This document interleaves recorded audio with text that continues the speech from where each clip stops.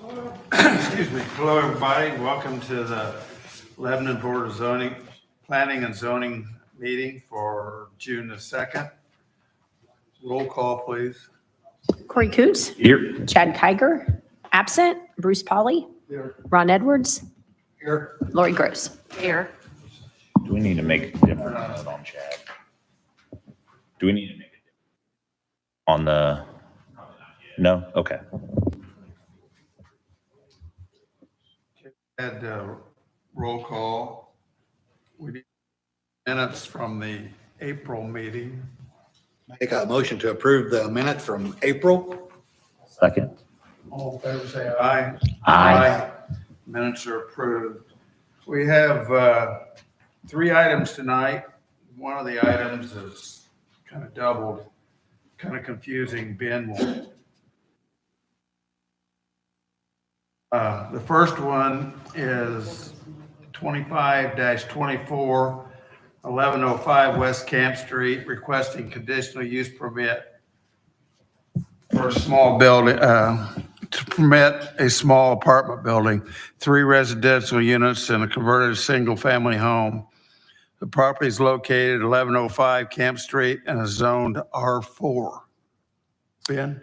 Thank you, Mr. Pauley. Good evening, board members. Nice to be back. I just got back about 12 hours ago, so happy to be here. This one is a bit unique because, as I'm sure some of the neighbors know, this already technically is a small apartment building. There are currently on the property, there's a single-family home that's been converted to 3 residential units and then a separate detached garage that also has a residential unit in it. There is an investor that's looking to purchase this and make a significant investment into remodeling this. And he inquired with our office about what permits might be necessary. And when we started digging in, we had no records of any approvals, planning and zoning approvals to allow those 4 units that are on that site, and no record of any building permits for any remodel work that's been done there. And based on the pictures I saw, a lot of the work doesn't meet any building codes of the last 40 years anyway. So there's a lot of work to do out here. But first, we wanted to clean up the planning and zoning side of this. So we worked with the investor considering purchasing this and looked at the current zoning of the property, which is R4. And R4 does allow small apartment buildings, which is essentially what we're considering here this evening is, by definition of our UDO, a small apartment building. And what we worked on with the potential investor is at the R4 zoning district and the density that's permitted in the R4 zoning district at this lot size, it would permit 3 residential units rather than the 4 that are there now. So in working with the applicant, we suggested the easiest way to meet that standard is to remove the residential unit from the garage and convert that back into a detached garage, and then remodel the existing 3 residential units in the house and keep those 3. By doing that, then this property would then conform with the R4 zoning district standards for number of units permitted. And we felt that that would be most appropriate in terms of complying as much as possible with our zoning standards for the R4 district, is to go from 4 units back to 3, which is permitted. And so by doing so, he does meet the density standard of R4, but small apartment buildings within the R4 zoning district do require a conditional use approval. And since we weren't able to find any previous approvals that allowed those units, we suggest we're basically starting over from scratch here. Even though the units exist, we're going to go back through and we're going to clean this up, get the conditional use approval to allow that small apartment building based on our recommendations to go from 4 units back to 3. And then also as part of the conditions of the approval, to make sure that all necessary building permits are acquired and the property is brought up to current building code as part of that process. So that's what we're doing here tonight, is essentially cleaning up some previous work that's been done out here that was done without the city's know-how. We didn't know anything was going on out there, and I don't know how long ago it took place either. But in our estimation, this is an illegal non-conforming use and needs to be brought into compliance. So that's why we're going from 4 units back to 3, and then getting the conditional use approval to allow that small apartment building, essentially the converted single-family home. And so we'll start then with the conditional use. And as Bruce mentioned, there is a second item that's related, and that is related to the living area size requirement for those residential units. There's a couple of them that are slightly too small based on our minimum living size requirements. So again, when looking at how best to accommodate this site and allow those 3 units, we felt like keeping the existing 3 units in the house was better than trying to convert the house from 3 to 2 and keeping the garage. So we felt like it was better to go ahead and apply for the variance to allow the existing 3 residential units in the house to stay as is in terms of the size, and then request that variance, which is the next item on the agenda, docket 25-25. But sticking here right now with docket 25-24, which is the conditional use, I'll just quick walk through the evaluation criteria associated with the conditional use. The first is that the request is consistent with the vision, goals, and objectives of the comprehensive plan. Staff highlighted here that the comprehensive plan designates this area as residential, anticipating a variety of residential uses. And the current request for a small apartment building is consistent with the comprehensive plan. And more broadly in the comprehensive plan, there's a lot of conversation in there about providing a variety of residential opportunities within the community. And this certainly does fit within that goal as well. The second criteria is that it complies with the requirements of the Unified Development Ordinance. I've talked about that a little bit already. And what we've highlighted here is the proposed use by the applicant meets all applicable UDO standards for small apartment buildings, which is UDO section 2.2. In addition, with the anticipated condition that will require building permits and inspections for the existing units, the structure will be brought into compliance with building code as well. Evaluation criteria number 3, it is compatible with the character of the general vicinity. And we've highlighted here that the area in the vicinity of the subject property is a mix of residential and institutional uses. You got both church and schools within that area. And so we've concluded that the proposed use is compatible with the current character of the neighborhood. Criteria number 4 is it can be adequately served by essential public facilities and services. The proposed site, as it exists, is adequately served by all public facilities and services. Evaluation criteria number D. Actually, before I do that, let me go back to criteria number 4. One thing that we did work with in the applicant was to make sure there was also proper number of parking spaces out here. And so they have, you can kind of see if they want to bring the aerial back up real quick, that there is a parking pad to the north, and then with the garage converted back to a garage, there's also 2 parking spaces in front of the garage. So based on those 3 units that would be there, they do have enough parking spaces on the site for that. So that in terms of being provided by essential public facilities, I would just add to it that they've also provided an adequate number of parking spaces for those units. Criteria number 5, does not create circumstances detrimental to people, property, or the general welfare by producing excessive traffic, noise, smoke, fumes, glare, odor, or other conditions incompatible. The proposed small apartment building use will not create any circumstances off of that list that would be detrimental to uses permitted in the zoning district. Criteria number 6, and lastly, this request would allow for orderly development of the surrounding property for uses permitted in the district. And staff has identified here that the proposed small apartment building use will not impede the development or use of surrounding properties for permitted uses.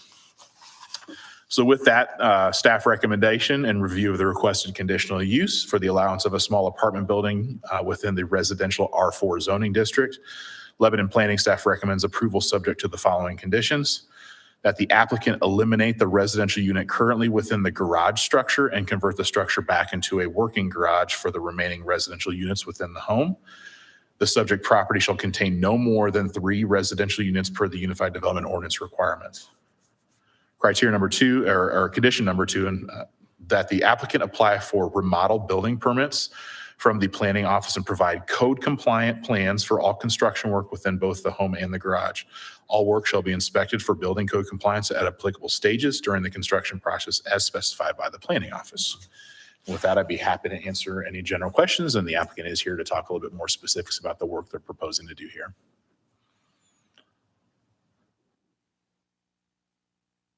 I think we're good for now. Thank you.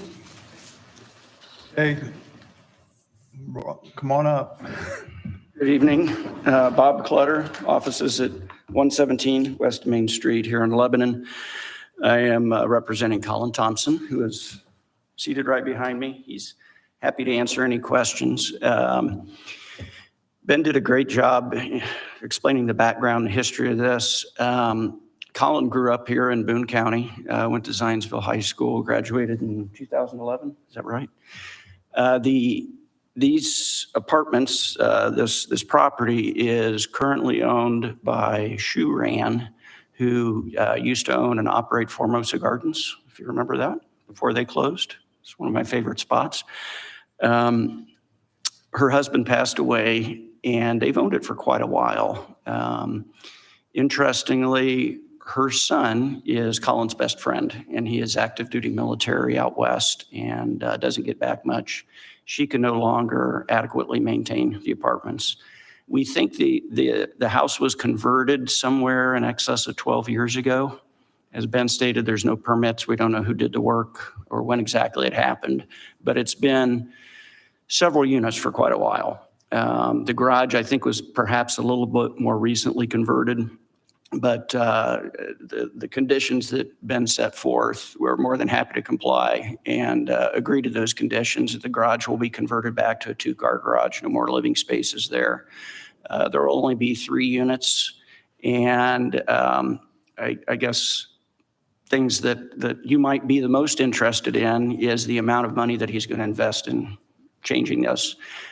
This is right across from Harney School. I know one of the neighbors is here that has concerns. Colin gave me, and I think he sent it to the planning staff too, an enormous list of all of the things he's going to do inside and outside. He's going to invest over $130,000 just in repairs. Going to be replacing all of the sewer lines, water lines, the electrical, all of the bathrooms, vanities, kitchen redos. He's doing all of the windows, putting in brand new windows, doing a lot of work in the exterior also to make it look much more compatible with the neighborhood. Colin has some experience. He's got several other rentals. He lives up in Dyer, and he's got some up in that area, so he's very familiar with the process and what it takes. But he's essentially trying to help out his best friend's mom. She can't maintain it anymore, and he's offered to step in and make a substantial investment. So with that, either myself or Colin would be happy to answer any questions you might have.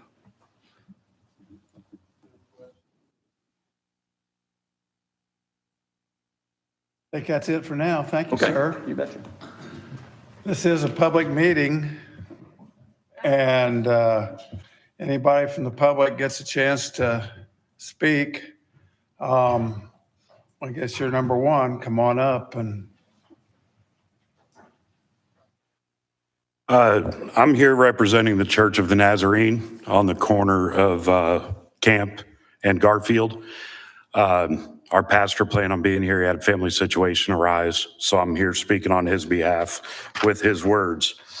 I have a map that I'd like to put on the projector to show our property as well as the property in discussion. Okay. The church is these structures here. This is our primary parking lot. This gravel lot that is behind the residence in discussion, that gravel lot also belongs to the church. It is our overflow parking. So I'm going to start off with reading the pastor's words. While we at the Lebanon First Church of the Nazarene believe in being good neighbors, we're not entirely sure that having a multifamily residence at this particular location with this current setup is the best possible option for this neighborhood. At the property in question, every day there are multiple vehicles parked in the driveway and on the front lawn, sometimes upwards of 10 at any one time, and additional vehicles parked in the rear portion of the church's property. We would have been happy to accommodate any temporary emergency parking when asked ahead of time. However, that has not been what's happened. Commonly, the rear of our premises resembles the beginning of a junkyard with vehicles and trailers in various states of disrepair and scrap metal in piles, Commonly, the vehicles are on cinder blocks or jack stands, which creates liability and an eyesore for our property. We are not against a neighborly property owner engaging in business, but we are opposed to any money-making endeavor that comes at the expense of one's neighbors, infringing upon another's property without consultation, maintaining a public nuisance, and generally creating a situation which we believe drives down property values across the entire neighborhood. Therefore, simply and to the point, it is our position that this body do whatever is necessary to make this property a single-family dwelling once again. Sincerely, Pastor Craig Henderson. Along with representing the church here tonight, I am also a manager of a towing company, and I have personally, on multiple occasions, tagged vehicles that are parked in this overflow parking lot belonging to the church. We tag them for 72-hour removal, which is within the state code for abandoned vehicles off private property. After towing these vehicles, typically within about 2 days, the vehicles are moved, and within a day or so, they're brought back. I have personally had conversation with some of the people as I've been out there to tag them. They've come out and in a pretty abrupt manner have confronted me about what I was doing. And I've told each of them, if you have a need on a temporary basis, please feel free to talk with Pastor. We want to be neighborly, but that's not what we're getting out of the residents. And if this is the behavior that's going to continue, we still stand on the position that we'd like to see this brought back to a single-family dwelling. I have copies if anybody would like to see. No? Okay. Thank you. You. Ma'am, you don't have anything to say? Okay, I'll close the public end of the meeting. And I'd just like to ask, have you approached the city and let them know about your issues of the vehicles and so forth? No, sir. We were trying to keep it on a personal basis. We thought it could probably be resolved without a governing authority being involved. Okay. Ben? Yeah, I think you brought up a good point, Bruce, and that was one thing I was going to say is if there's ever ongoing issues that aren't able to be addressed with a personal one-on-one contact, please contact the city. The things that were mentioned, regardless of whether that's a single-family home or 3 units, are not permitted. It's very possible that somebody buys that as a single-family home and parks 10 junk vehicles out there too. So again, whether the conditional use is approved and 3 units are permitted or it's converted back to the single family, those things that are happening out there are not permitted, and we would not want them to be occurring on a regular basis. So those are things that we'd be happy to work on with the applicant to make sure that vehicles are parked in appropriate locations on the site and nowhere else. And I would also suggest the church probably to put up no trespassing signs, because if they do that, our police department can go out there and get those vehicles off there very quickly. So those are things, there are a number of things we can do to address that, regardless of whether it's a single family home or a 3-unit small apartment building.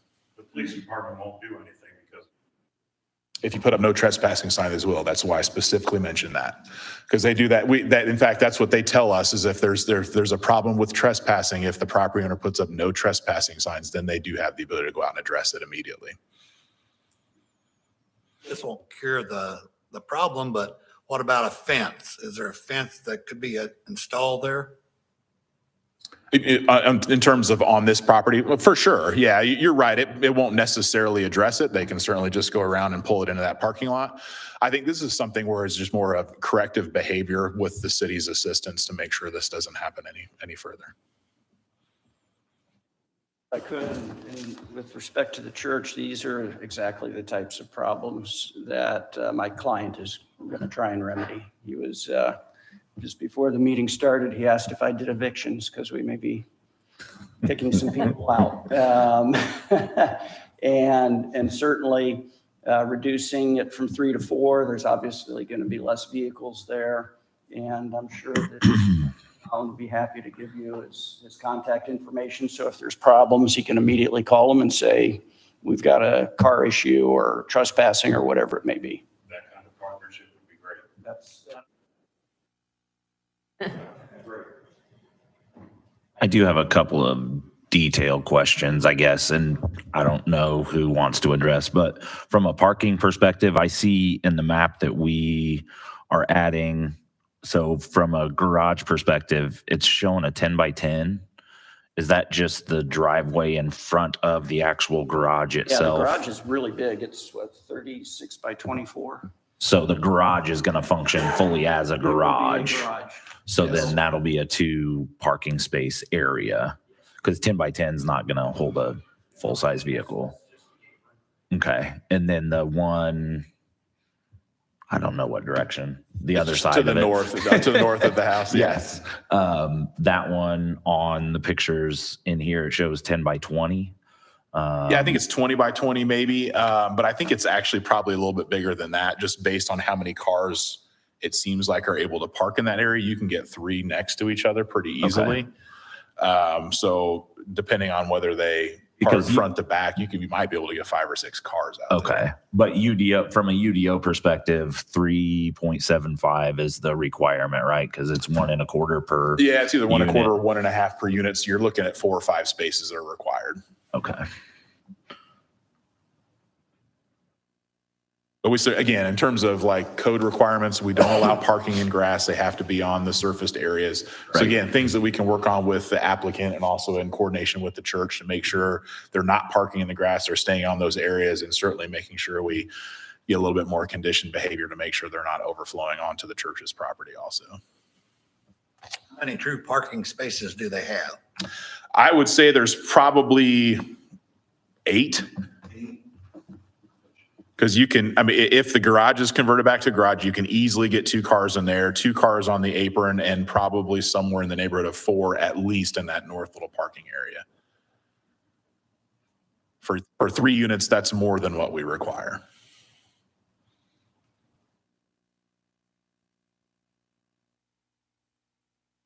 Any other questions?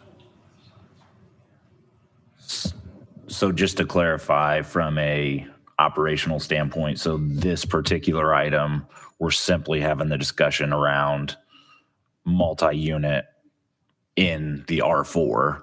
And then the next one, we're going to have a conversation around the actual layout and setup. Correct. Okay.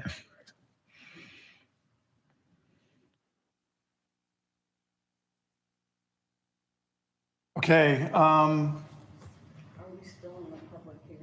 I No, he closed They that. closed it. I guess at this point, we're ready for a motion.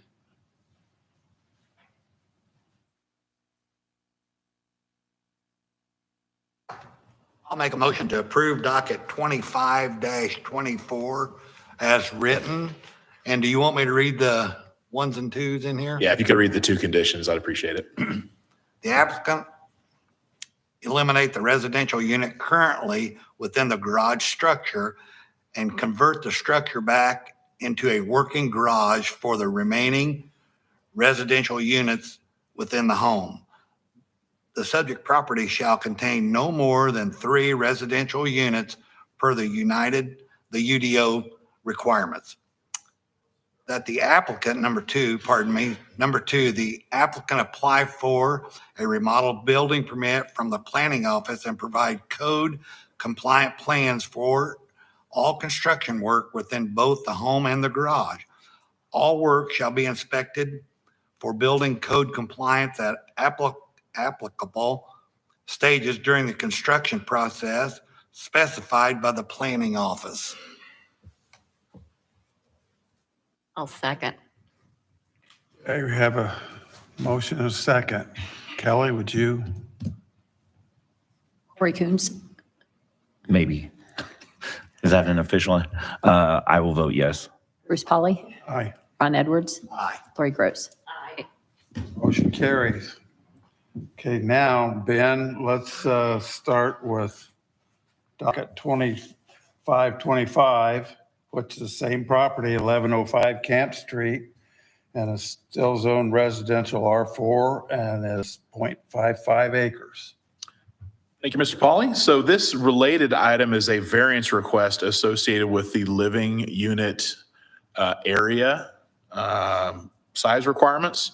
And so in our Unified Development Ordinance, it requires one-bedroom dwellings to be a minimum of 650 square feet and two-bedroom dwellings a minimum of 800 square feet. So if they want to pull up the screen, we kind of show the breakdown. Now, north is now down in this, if that helps everybody to have this backwards, but the text is the right way. So what we have here and in the house, which is actually the blocks that you see down here on the bottom of the screen, the first floor unit number one, which is a little over 1,400 square feet, that's the two-bedroom unit. So it more than meets the minimum requirements of 800 square feet. It's got about 600 extra square feet. Units number 2 and 3 are the one-bedroom units. And so again, I mentioned it's 650 square feet is required. You've got one that's 629, so it's about 21 square feet too small for the minimum requirements. And then this one's 561 square feet, so it's about 90 square feet too small. This is how it was divvied up 12 years ago, it sounds like, into these 3 units. And so again, as we were working with the applicant on what made the most sense in terms of converting this from 4 back to 3, the one that became most clear to us was to go ahead and convert the garage back to a garage and then keep these 3 existing residential units the way they are with the walls and structure the way it is. And then he would then remodel the interiors of each of these 3 units and bring them up to code, but keep the square footages the same as opposed to moving the structure around, which would be a much more involved process. It's already involved process to gut this and remodel it, but you're just adding more. Keep in mind that if these walls moved a little bit, you could get 3 units that all meet those minimum square footage requirements without increasing the footprint of the house. Because again, that 2-bedroom unit is quite a bit larger than it needs to be to meet our minimum. And those others are only slightly smaller. So, I mean, if we were to require him to move walls around, he'd have to move them just a few feet just to get them to the point where they would meet the square footage requirements, but it becomes an even bigger project just to move those walls a little bit. So while we do have enough square footage in this structure to have 3 units to meet the minimum living area requirements, we felt like it was best to allow them to work with the structure the way it is and remodel it the way it is with the units at the sizes they are, without having to make this an even bigger project than it already is. So that's the variance request, is to essentially allow the current 3 units in the house to remain as they are. And again, as I mentioned on the last one, we're just cleaning up the process here and kind of checking all the boxes on this structure. It's not adding any additional units. It's not changing the size of those additional units. We're just cleaning up and getting approval in place to allow them to remain at the square footages that they currently exist. And so that's the variance request that's before you here tonight, is to allow a little bit of relief from the minimum living area size requirements. And again, development standards variance criteria. The first one is the approval. The approval will not be injurious to the public health, safety, morals, and general welfare of the community. And staff analysis is the requested relief from the minimum living area requirement poses no imminent threat. Upon receiving inspections associated with remodel construction, all units will be brought up to current building code and meet all applicable standards for structures. Criteria number 2, the use and value of the area adjacent to the property will not be affected in a substantially adverse manner. And again, remembering in terms of this one, there's 4 units there now and we're going to 3. So we're actually reducing the number of units. The requested variance for relief from the minimum living area will not affect the use and value of the area in an adverse manner. The resulting 3 units in the home will maintain the same square footages as units do now. Thus, there will be no change that would impact the surrounding area. With the condition to eliminate the residential unit in the garage, your property will end up with less units than are present now. Criteria number 3 of the strict application of the terms of the UDO will result in practical difficulties. And staff analysis of the strict application of the terms of the UDO will result in practical difficulties. Requiring compliance with the minimum living area standard will result in significant and unnecessary changes to the floor plan or footprint of the home. The variance approval will allow the existing units in the home to remain at their current square footages. Staff recommendation, and again, these conditions are going to be very similar to the ones that were on the conditional use, but we just wanted to repeat them here. Planning staff recommends approval of the development standards variance request to permit relief from the minimum living area requirement of the UDO subject to the following conditions. Number one, that the applicant eliminate the residential unit currently within the garage structure and convert the structure back into a working garage for the remaining residential units. The subject property shall contain no more than 3 residential units per the UDO requirements. And number 2, that the applicant apply for a remodel building permit from the planning office and provide code compliant plans for all construction work within both the home and the garage. All work shall be inspected for building code compliance at applicable stages during the construction process. With that, I'd be happy to answer any questions. Just for clarity, so the maps that we're looking at all show first floor 1, 2, and 3. Is there a second floor? I'm not aware there is. And there's no plans for a second floor, right? We're just indicating that it's on. Yeah, it's a 1 floor first. structure. Yeah. Okay.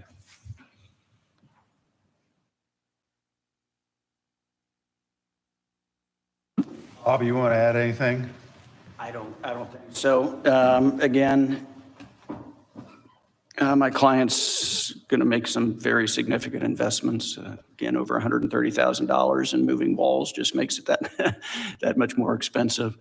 And interestingly, I don't think I mentioned this previously. We think most of the work is going to be done over a week or 2, and he has offered to put them all up in a hotel on his dime while all the interior work's being done. So, but yes, we are in agreement with staff and obviously agree to the conditions. Once again, it is a public meeting. Anybody want to speak? We'll close the public end of the meeting. And does anybody have any questions for anybody? Maybe this is for Tyler or maybe Ben. From a city perspective, we don't have, I mean, the square footage sizes are related to just the total square footage, not the number of people that occupy or anything along those lines, correct? No, there are also requirements in terms of the number of occupants. Each residential unit, you're allowed to have only no more than 3 unrelated individuals. Now, if a family of 8 chose to move in and they were all related, they could, but no more than 3 unrelated people can live in a unit. And we don't have any minimums per person or individual, right? So, we couldn't say in a single bedroom that you can only have, or you have to have 200 square foot per individual that lives there or anything like that. That's not considered in our UDO. Correct, it is not. Okay.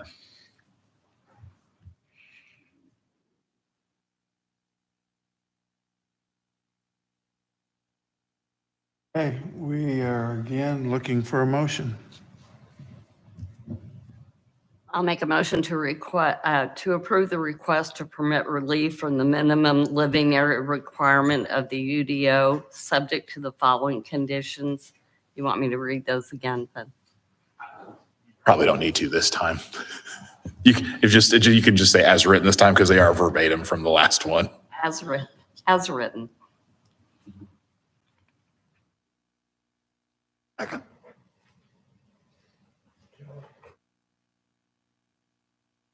Coons, No. Ron Edwards. Bruce Polly. Sorry. Yes, Lori Gross. Yes. motion carries.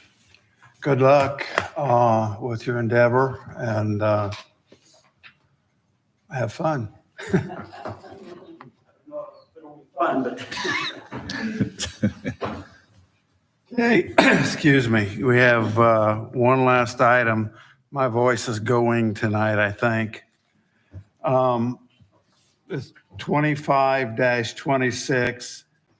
Property is located at 203 Birchwood Drive here in Lebanon. The property is zoned general business, is within the thoroughfare overlay district comprised of 1.1 acres. Ben? Thank you, Mr. Pauly. This is a familiar property to all of you if you know exactly where those Donaldson's billboards are out there along the interstate. And so if they want to bring a property up on the screen, I'll kind of show you where we're at. This is just south of the interchange, and you've got the 2 sign structures as you see here. You can kind of tell from the shadows. One of them is a 1-panel sign, and the other one is a double panel sign stacked. and they're also on both sides of that structure too. And so the applicant, the owner of those signs, came to us and indicated they were interested in swapping out to a more modern structure. Those signs are starting to deteriorate and the structures are starting to deteriorate and need to be replaced. If you recall, a couple years ago, we updated the UDO and actually removed the allowance for billboards in the new UDO, so we'd have more control over the future of those signs. So we actually don't permit billboards in our current UDO that we have on the books. So these became legally existing non-conforming sign structures at that time. And so that has allowed us the opportunity to work with the applicant to kind of try to come up with a compromise that we could be comfortable with, still allowing them to have some billboard signage on the site and allow it to be updated and more modern, but then also streamlining the site a little bit, if you will, based on something that staff could get comfortable with. And so what we have here, the result of it is actually a variance to allow signs that exceed the maximum size requirements in order to allow billboard signs to be placed here. But what we have now is it's essentially 6 sign panels. Again, as I mentioned on this south sign structure, it's a single panel sign, double-sided. This north structure is a double panel sign, double-sided. So there's four sign panels on that. Each one, let me find the correct numbers. Each one of those signs is approximately 10 feet tall and 32 feet wide. It's about 320 square feet for each panel. That single face sign is 22 feet tall, and the double stacked billboard is approximately 30 feet tall currently. And what we worked on with them in terms of a compromise is essentially to eliminate the single panel sign, the one to the south, and then modernize the double panel sign that's to the north. They're actually going to relocate it a little bit too, to put it in a little better location on the site, move it out of the way of the development that's going to be proposed at some point on this site. And then as a compromise with them getting rid of essentially 2 signs, going from 6 down to 4, they would like to increase the height of the resulting sign a little bit. Obviously, it gives them a little bit better visibility along the interstate, but it also allows them to get their maintenance vehicle under the sign. Right now, that sign is not very high off the ground, and if they get that up a little bit higher, they actually have clearance to get their maintenance vehicle under the sign. And then again, like I mentioned, it also gives them a little bit better visibility from the interstate as a result. And also allow those panels to become a little bit larger than what they are now too. And so that was the compromise we worked on with them, is if they would agree to go from 6 panels down to 4, we would agree to allow those panels to get a little bit taller and a little bit bigger than what they are now. That is the result, and the variance request is to both allow a prohibited sign type and then also sign size. And so the variance that's being requested is to allow the installation of a billboard sign that is 42 feet 6 inches tall and includes 4 sign faces, each that are 10 feet 6 inches tall by 36 feet wide. Each one of those would be 378 square feet rather than 320. And so that's the variance requested. And then I don't want to steal all of the applicant's thunder, but he did send me this document a little bit earlier today. So this gives you a little bit of an idea. You see here, you've got the single sign is down here, the double sign, or excuse me, there's where the single sign is right here. The double sign is approximately right here right now, and they're scooting that new sign up as far as they can up to the westernmost point on the site. Again, just try to give a little bit better, a little bit more development area to the development, the owner of the property itself. Again, here you can kind of see the shadows for the signs as they are now, and then where the proposed location would be for that new one that they're proposing. This gives you a little bit, again, you can see the 2 signs off in the distance as they exist currently. This is the existing sign to be replaced. And again, Donaldson's has a long-term lease. They will be one of the permanent fixtures on that sign, on the new sign as well. The replacement type is a single pole sign, as you see, like this one here. So you're going from one that's got the 4 smaller poles to a single larger pole, and it get a little bit taller. And then this is the sign that would be removed and go away.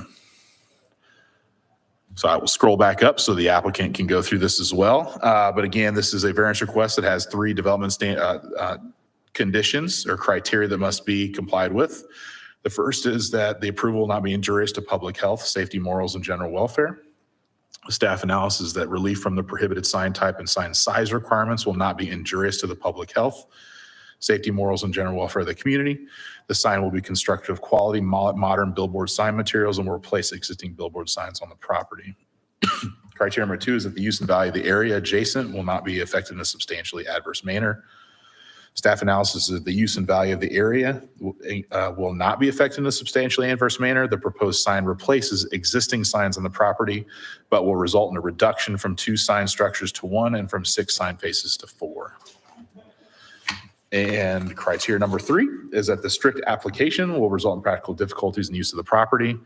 Staff analysis that the strict application of the terms of the UDO will result in practical difficulties in use of the property and would essentially require the removal of the existing billboard signs at the structure's end of life and or when the structures fail. The applicant is desirous of being proactive about replacing the structures and is willing to compromise and remove one of the structures, resulting in less billboards on the site than are present currently and reducing the total square footage by approximately 400 square feet. So again, by going from 6 panels to 4, even if they get larger, we're still going to have about 400 square feet less sign face than is there now, but with the result. So with that then, the City of Lebanon planning staff recommends approval of the development standards variance request to permit relief from the prohibited sign and sign height size requirements of the UDO subject to the following condition.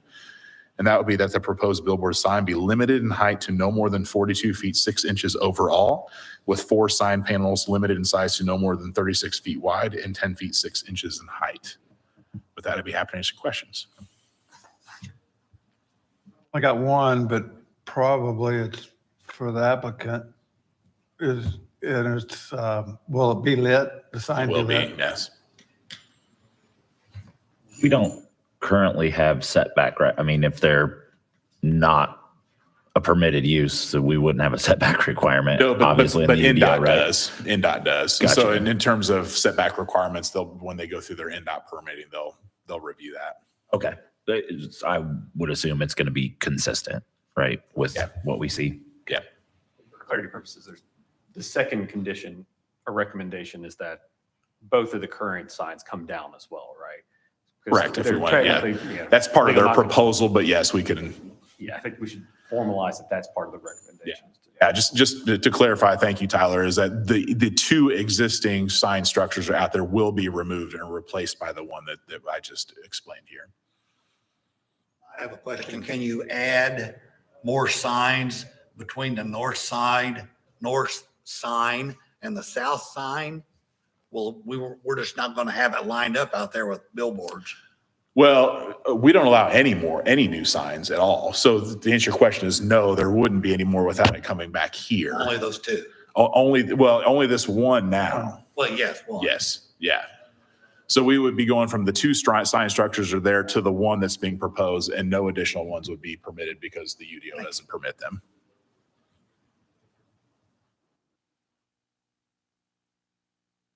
You?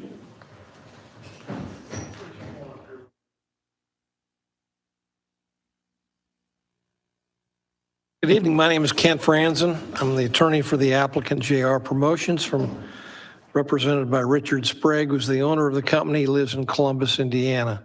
I'm going to let Richard talk here in a minute about his company and what they do and why they think this is a good location for these billboard signs. And I want to just go over a few of the photographs and the drawing that Ben just highlighted. If we could turn this, there we go. Just to be clear, the sign there toward the road runs at an angle. I say north, somebody else says west. I'm not sure which way is actually more north or more west, but the sign North farthest. I-65, we're going with you, Kent. That's right. The sign farthest on the right side of the screen, that sign will be coming down, and that is this sign right here. That's the single billboard sign with a single structure with one face going each direction and 2 poles supporting that sign. That would be eliminated at the south end of this property. And that's actually in my world, I call that sign B or structure B. If we go up, Ben, how do I get this back, go in the other direction? Arrow.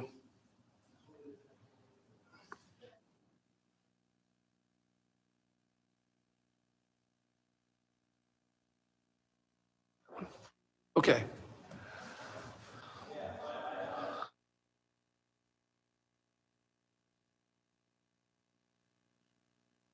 Which one did you hit? There we go. All right, I'm sorry. We got so many arrows on this thing, I can't. All right, here we go. This is the type of sign that would go to replace A. The ads that are on those signs are unrelated to this, but they're an example of the single pole structure and the higher type of sign. The signs have been there for over 40 years. Mr. Donaldson, George Donaldson, most of you know who he was, the owner of Donaldson Chocolate, put the signs up over 40 years ago, and they've been there throughout that period of time. Mr. Sprague proposes to eliminate the southern sign and modernize the northern sign by raising it so that vehicles can get under it, so that it doesn't block the potential development of that property. And it's about a 3-acre site along the interstate, which has some value for the right use. The sign creates a problem as it's currently situated. So I'm gonna let Richard talk a little bit about why here, how they're going to take care of these signs, and then I'm going to talk a little bit more about why I believe the circumstances of this case justify the permit being approved, and why it would be better than what we currently have. Richard?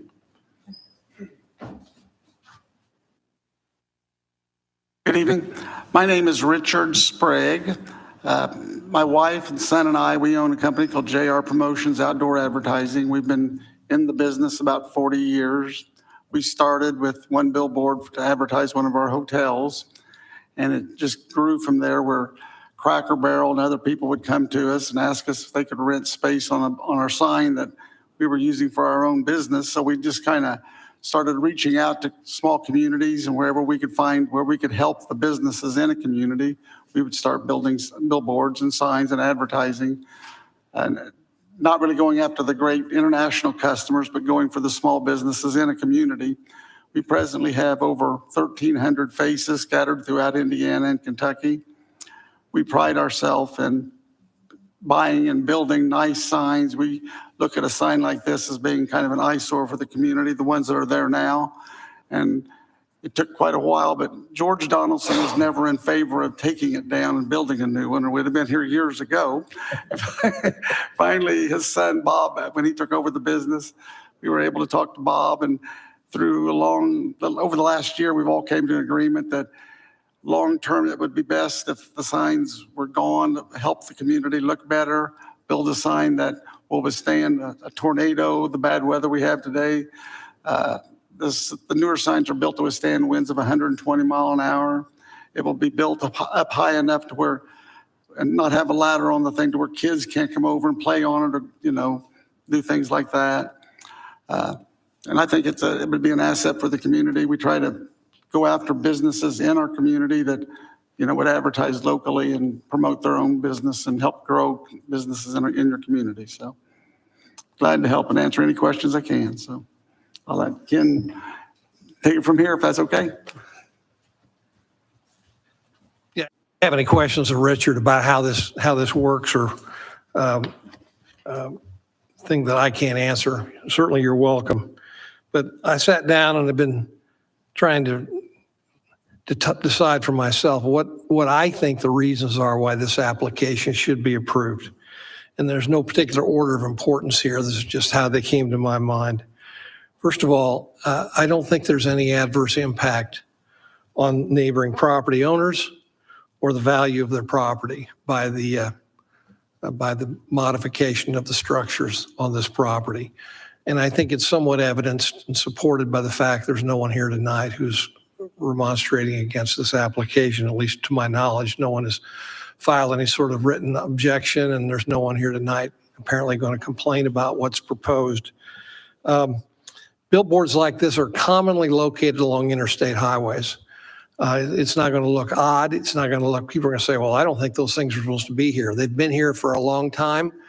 And while Lebanon is trying to reduce the number of signs for reasons that policy judgments have been made, this in fact does accomplish that goal.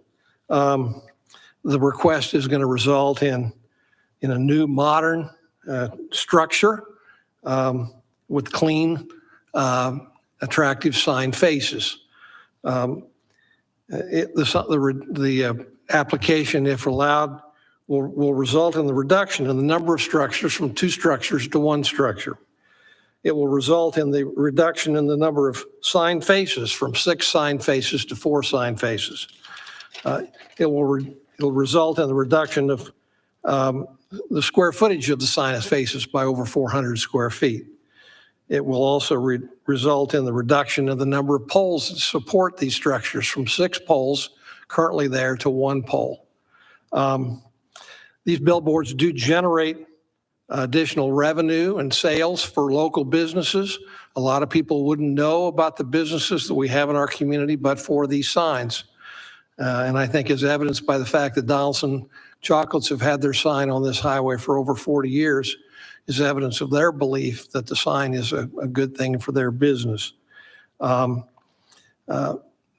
a public safety aspect, a public service aspect of these billboards. They provide information about what we have in our community. This isn't going to be advertised for national companies. Target's not going to be on there, or Chase Bank. I mean, these are local businesses.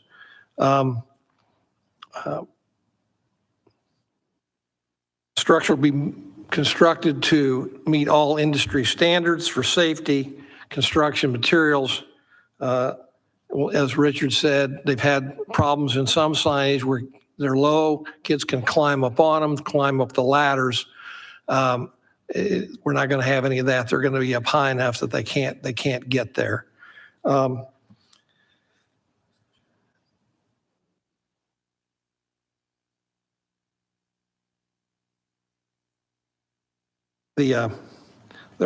know there are people in the world who might prefer that there be no billboards, or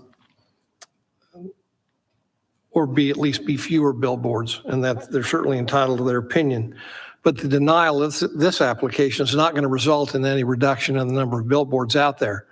If you really want fewer billboards, this is actually a step in the right direction, because there's going to be fewer signs, fewer billboards, fewer poles, less square footage after this project is done than it currently exists. So with that, certainly open it up to any comments or questions from the board. And if there's anyone in the audience that has questions or concerns, they're certainly welcome. Thank you for your consideration. Have any further questions for Kent or anybody? I just wanted maybe just to, I mean, from a structure perspective, these are very similar to the ones that they're popping up in various locations, as far as the single with the, I'm going to call it an A-frame, like basically a wedge, correct? So it'll be on both sides. Yeah, you got to come to the mic. I'm sorry. They can't hear us at home.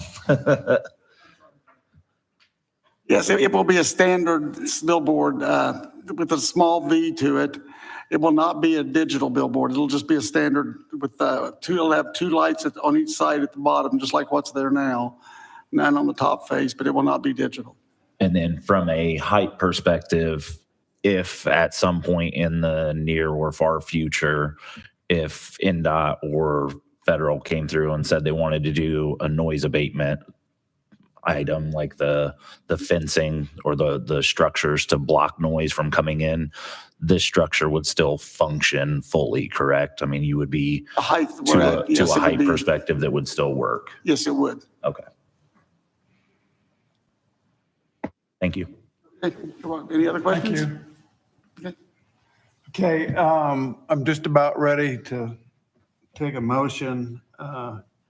We ought to have a public We hearing. got to open it up public. Anybody from the public care to step forward Not seeing anybody come up, we'll close the public end of the meeting and look for a motion. But what we want to do is add one item to the staff recommendation that the applicant remove the 2 billboard sign currently constructed on the property.